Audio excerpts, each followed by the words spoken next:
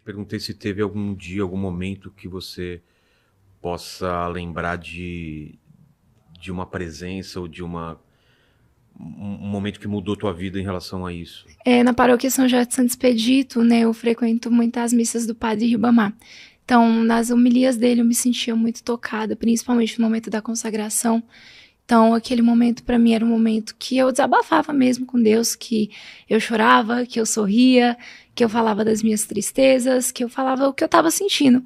Então, até foi um momento, né, de uma missa dele que eu vi a nossa Madre maravilhosa passando, né, nossa Madre é um exemplo de mãe, ela que toma conta de todas nós da comunidade, né, de todos também, da nossa congregação.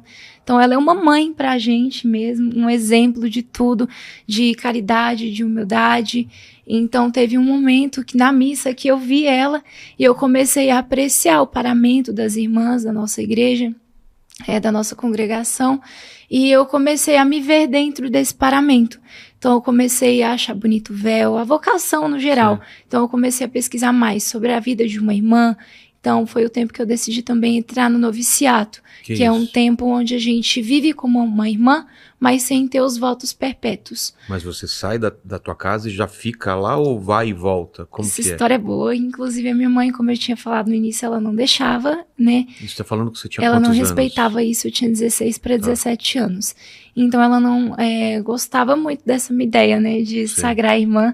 Então, eu comecei Achava que era fogo de palha e tal, você vai se arrepender? Não, ela levou a sério, porque quando eu tomo uma decisão, eu tomo uma decisão.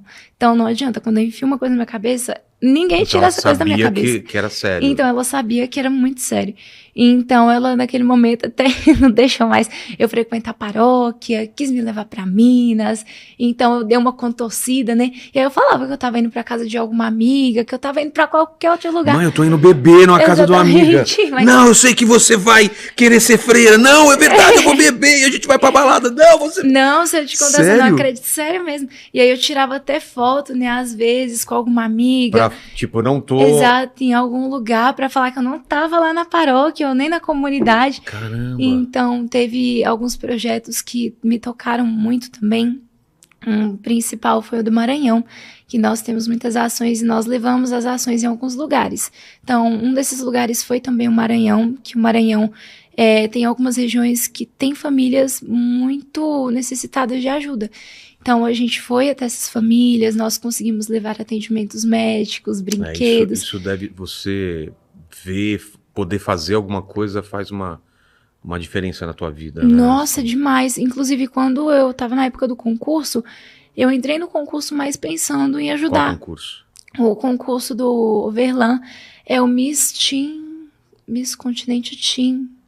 Alguma coisa assim, não vou lembrar do nome agora completo, porque já tem muito tempo que eu participei, mas é um nome assim relacionado. O diretor é o Verlan Oliveira, um diretor excelente também, mas não me vi nessa vocação, né? Então eu queria mesmo entrar para fazer projetos sociais. Então eu me encontrei na vocação de ser freira, esposa de Jesus. Então no Maranhão foi onde eu tive essa visão maior, porque a gente foi inclusive isso em um período do Natal. Um período natalino. Então, algumas crianças lá não conheciam o Papai Noel. Aí você tira a base do tanto que era, né, carente lá as famílias. Então, foi muito bom esse período para eu me reconhecer, para eu ver também, rever minhas atitudes, né? Para eu mudar no meu interior, ver o que precisava ser mudado. Então, comecei a olhar mais para o próximo, tanto que essa é uma das nossas carismas, né, da nossa comunidade. Então, a gente vê o amor ao próximo e a caridade. Então, esse é o nosso carisma. Então, a gente vive para isso, né? Então, foi um período muito importante, esse período do noviciato. E o noviciato dura quanto tempo? Aí vai de congregação para congregação. No nosso caso, vai de 1 ano e meio até 2 anos. Isso se a freira estiver preparada. Senão, ela pode ainda ficar mais um período, ficar mais um tempo, até ela ter uma decisão concreta. É um período para você ter certeza do que você quer, é isso? Exatamente, é isso mesmo. E depois, quando termina esse período, você faz um juramento? Como que é? Como que funciona? Para se tornar freira? Os nossos votos, eles são um juramento para Jesus e para Nossa Senhora. Então, quando a gente entra para fazer os nossos votos, já tem que ser uma coisa certa. Já tem que ser uma certeza que a gente vai ter porque é o nosso futuro. Claro. Então, ali é o que a gente vai viver dali em diante e não tem mais volta. Porque quando a gente faz os votos, é uma aliança com Jesus, é um casamento que nós temos com Jesus. Então, vamos supor que você faz uma promessa para um amigo do Senhor, já não é importante? Se eu tenho que cumprir, imagina fazer uma promessa para um Deus. Pois é. Então, é mais importante ainda, porque é sagrado. Então, a gente faz os votos, que é o de castidade, pobreza e obediência. Então, por isso que eu te falei que os votos é o mesmo da Igreja Romana, é uma freira também. E pobreza que não pode ter nada no teu nome, você não tem... Pobreza, deixa eu ver uma forma boa para eu explicar aqui para o senhor. Você. Para você. A pobreza é onde nós não temos nada nosso. Como eu te falei, a gente mora em comunidade. Então, tudo que eu tenho que repartir. Isso é até uma coisa chata, às vezes, porque tem algumas chocolate. Coisas... Exatamente. Eu não gosto de chocolate. Eu não gosto de dividir comida. Então, esse ponto aí é meio... Mas, tipo, você tem vontade de comer alguma coisa especial? Como que você faz pra comprar? Ou a comunidade compra e... Graças a Deus, Deus nunca deixa faltar nada pra gente. Minha mãe hoje, ela já apoia bastante, né, a minha vocação. Então, a família às vezes manda, né, dinheirinho. Tá. Então, a nossa comunidade também tem, por exemplo, toda mulher precisa, toda pessoa precisa de um kitzinho de higiene. Claro. Então, a nossa congregação também disponibiliza, né? Tudo isso a gente tem, nunca deixa faltar, tem abundância. Mas você tem roupas normais também, assim, pra... Não, não, é nenhuma só... freira, isso. Nós temos o nosso paramento. Então, o nosso paramento, eu sempre vou estar com essa mesma roupa que o senhor tá vendo. Ah, é mesmo? A mesma roupa. Tem o véu, tem a batina, tem a faixa e ponto. Essa é a nossa roupa. Mas mesmo quando você vai... Sei lá, uma situação que você não está como freira, você tá com a mesma vestimenta? Não, no caso não existe, porque eu sou freira aqui em qualquer outro lugar. Você faz esporte, por exemplo, ou não? Esporte sim. Aí é o tênis, né? Aí a gente tem um tênisinho. Mas aí pode colocar outra roupa ou não? Não, aí é da mesma forma. Um short? Não. Não? Não, da mesma vai forma, jogar um batina... Vôlei, é com um negócio voaçando mesmo.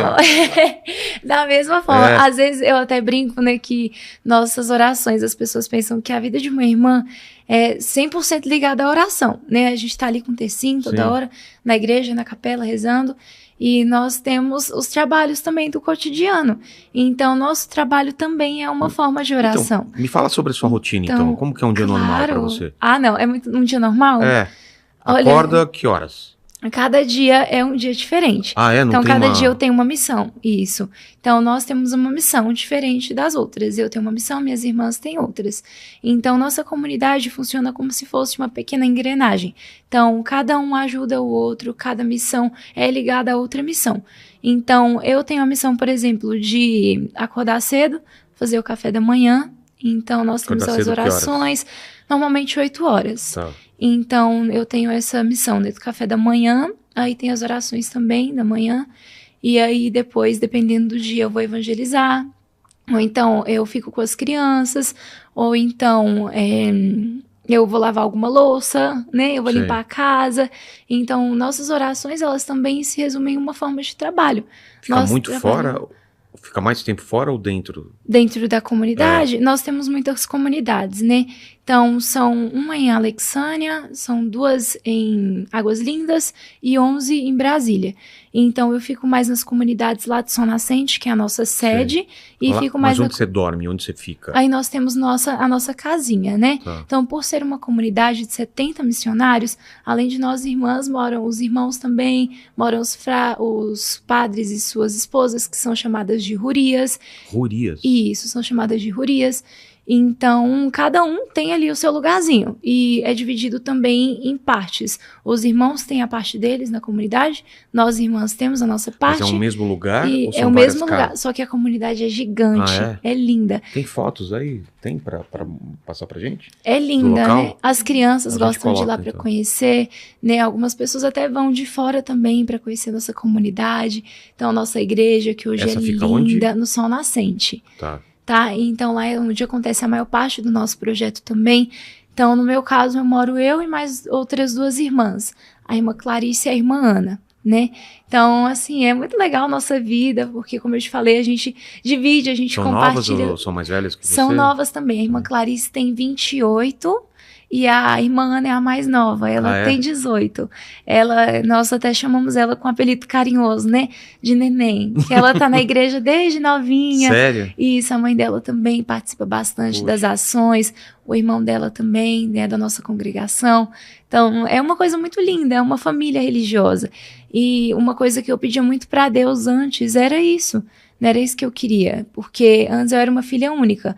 Nunca faltou amigos, nunca faltou primo, até porque meu pai tinha 24 irmãos. 24 ou 23 irmãos, então, Nossa. família bem gigante. Só que dentro de casa eu queria alguém, às vezes, ali para estar perto de mim, para brincar comigo, né, para eu conversar. Então, hoje, graças a Deus, nossa família é gigantesca e a gente nunca fica sozinho. Tem uma parte, né, inclusive de The Chosen, que mostra isso, que é onde Jesus manda os discípulos irem evangelizar de 2 em 2. Então, nós nunca estamos sós também. Apesar de nós termos um casamento com Jesus, a gente nunca tá só, né, assim, de ter uma pessoa perto.